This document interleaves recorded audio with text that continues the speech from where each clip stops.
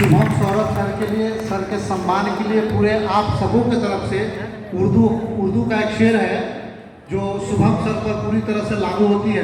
बिल्कुल दुनिया से अलग होकर आपने जो परीक्षा की तैयारी की और सफलता का चरम शिखर प्राप्त किए, उनके लिए करो हुनर पैदा की दुनिया से अलग होकर, करो हुनर पैदा की दुनिया से अलग होकर, कि जैसे सल्ब करती है गौहर तह नशीब होकर।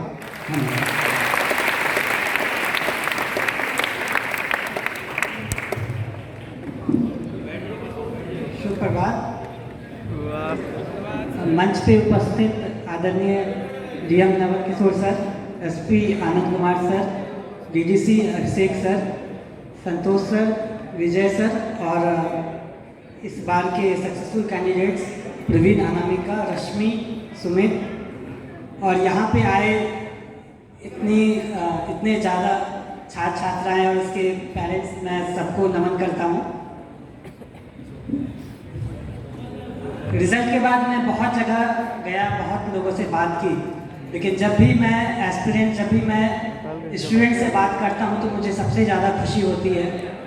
और जब भी मैं अपना एक्सपीरियंस शेयर करता हूँ तो मुझे बहुत अच्छा लगता है,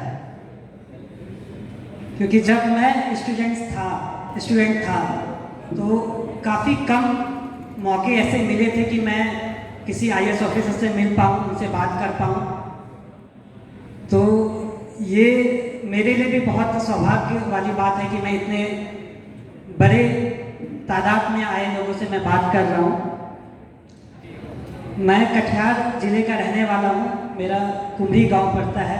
मैंने अपनी प्राइमरी एजुकेशन, प्राथमिक शिक्षा अपने गांव से की और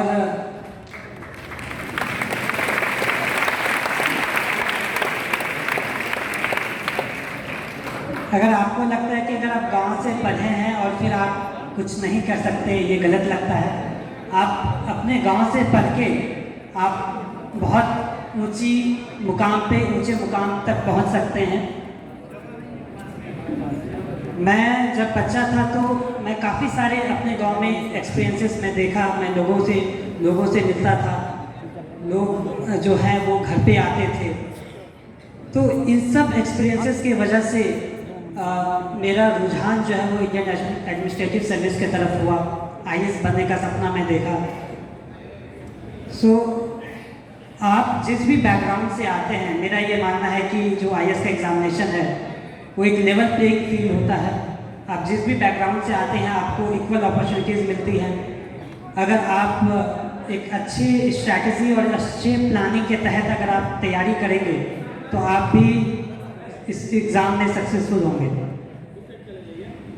आनंद सर बहुत अच्छे से एक्सप्लेन किया कि आपका क्यों क्लियर होना चाहिए कि आप आईएएस क्यों बनना चाहते हैं।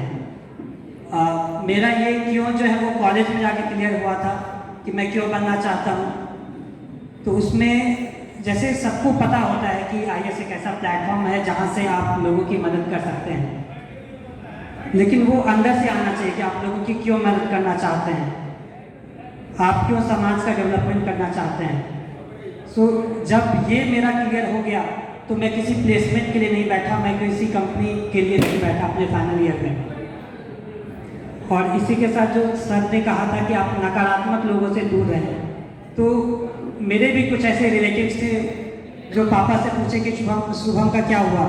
2018 में मैं ग्रेजुएट हुआ अपने कॉलेज से, तो लोगों ने पूछा कि नौकरी नहीं लगी क्या। तो उस समय मेरे परिवार का बहुत अच्छा सपोर्ट रहा। जो भी नकारात्मक मैसेज था वो मेरे तक नहीं पहुंचता था। मैं ये कभी नहीं सोचा कि अगर मेरा एग्ज़ाम क्लियर नहीं होगा तो फिर क्या होगा, मेरे परिवार वाले मेरे साथ रहेंगे कि नहीं रहेंगे। तो एक जो कांस्टेंट सपोर्ट होता है फैमिली का, वो बहुत बड़ा रोल प्ले करता है मेरे ख्याल से किसी भी कैंडिडेट के सक्सेस में। वो मुझे मिला और इसके साथ साथ मैं अपने आप को फॉर्चुनेट मानता हूँ कि मेरे जो क्लोज फ्रेंड्स थे, जो तैयारी के दौरान जो मेरे फ्रेंड्स रहे वो बहुत अच्छे रहे, बहुत सीरियस रहे। ये जो जर्नी है, यूपीएससी का जो जर्नी है, वो मैं 2018 से शुरुआत किया था, जनवरी 2018 में। तो ये एक लंबा सफ़र होता है। तो वहाँ पे एक कांस्टेंट सपोर्ट अगर आप, क्योंकि मैं घर से बाहर रह रहा था, घर से दूर रह रहा था, तो दोस्त, अच्छे दोस्त बनना भी एक महत्वपूर्ण रोल वो भी प्ले करते हैं।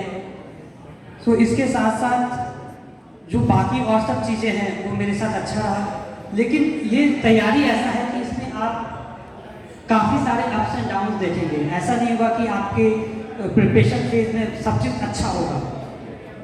2018 में लास्ट के 6 महीने में मेरे से अच्छे से पढ़ाई नहीं हो पाई थी, सो मुझे डर लगने लगा था कि 2019 का प्रीलिम्स होगा कि नहीं होगा। सो उस समय मेरे साथ कुछ ऐसे लोग थे जो मुझे मोटिवेट किए और मुझमें कॉन्फिडेंस भरा, और मुझे यकीन होने लगा था कि अगर मैं अच्छे से अभी भी पढ़ाई करता हूँ, अगर 5 महीने भी मैं प्रीलिम्स से पहले अगर मैं अच्छे से पढ़ाई करता हूँ तो मैं प्रीलिम्स क्वालिफाई कर सकता हूँ। और हुआ भी। 2019 में मुझे 290 रैंक आई थी, और उसके बाद मैं अपना प्रिपरेशन जारी रखा क्योंकि मुझे IAS का जो सपना है वो पूरा नहीं हुआ था। और इनफैक्ट रिजल्ट के दिन तक 24 सितंबर को रिजल्ट आया, और अगला प्रीलिम्स 10 अक्टूबर को था। सो रिजल्ट के दिन तक जो है मैं अगले प्रीलिम्स की तैयारी कर रहा था, क्योंकि किसी को भी नहीं पता होता है कि वो कितना अच्छा कर पाएंगे, जिसमें टॉप 10 में आएंगे या टॉप 70 में आएंगे। तो आपका जो कंसिस्टेंट हार्डवर्क है ये आपका सबसे अच्छा फ्रेंड है। ये आपको सबसे ज़्यादा डिविडेंड्स देगा। अगर आप किसी एक चीज़ पे अगर आपको यहाँ से कुछ लेके जाना है तो आप ये ध्यान में रखें कि आप प्लानिंग करें, आप जो भी करना करें, लेकिन आप कंसिस्टेंटली हार्ड वर्क करें। आपके प्रिपरेशन में ब्रेक नहीं होना चाहिए। आपका जो एम है वो एकाग्र होना चाहिए, एक जगह पे केंद्रित होना चाहिए। मैं काफ़ी सारे अपने दोस्तों से मिला हूँ जो काफ़ी सारे एग्ज़ाम्स की प्रिपरेशन करते हैं। आप किसी भी एग्ज़ाम का प्रिपरेशन करें, चाहे वो IAS का करें या PCS का करें या किसी भी एग्ज़ाम का करें, आप किसी एक एग्ज़ाम का एक बार में करें। आप एक जगह अपना जो पूरा एनर्जी है वो केंद्रित करें। इसके साथ साथ काफ़ी सारे चीज़ें हैं जो मैं बताना चाहूँगा।